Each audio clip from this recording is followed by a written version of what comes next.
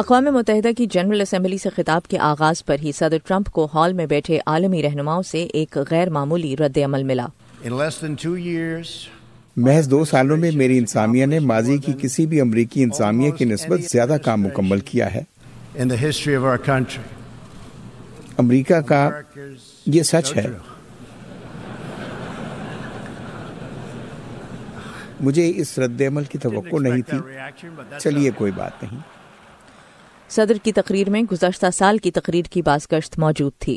صدر ٹرمپ نے عالمگیریت پر حب الوطنی کو ترجیح دینے کی بات کی، لیکن بعض عالمی رہنماؤں نے اس پر آمادگی ظاہر نہیں کی۔ ماحولیاتی تبدیلی پر بات کرتے ہوئے فرانس کے صدر ایمانوئل میکرون نے دوسرے ملکوں سے مطالبہ کیا کہ وہ ایسے تمام ملکوں سے تجارتی معاہدے ختم کریں جو پیرس کے ماحولیاتی تبدیلی کے معاہدے کی پاسداری پر آمادہ نہیں، جس سے امریکہ پہلے ہی نکل چکا ہے۔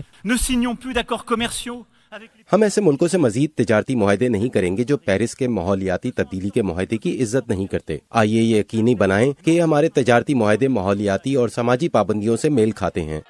اپنی تقریر سے پہلے صدر ٹرمپ نے ایران پر سخت تنقید کی۔ اس سے پہلے کہ میں ایران سے ملوں، انہیں اپنا رویہ تبدیل کرنا ہوگا۔ وہ ملنا چاہتے ہیں، میں تب تک نہیں ملوں گا جب تک وہ اپنا رویہ نہیں بدلتے۔ ہاں یہ ہوگا، مجھے یقین ہے ان کے پاس اور کوئی چارہ نہیں ہے۔ ہم ایران کے ساتھ بہتر تعلقات کی امید کرتے ہیں۔ لیکن ایران کے صدر نے اس بات کا جواب کچھ یوں دیا۔ میں یہاں بات چیت کا آغاز کر تو رہا ہوں، مگر یہ بات واضح کر دینا چاہتا ہوں کہ بین الاقوامی سیکیورٹی امریکہ کی داخلی سیاست کے لیے ایک کھلونا نہیں ہے۔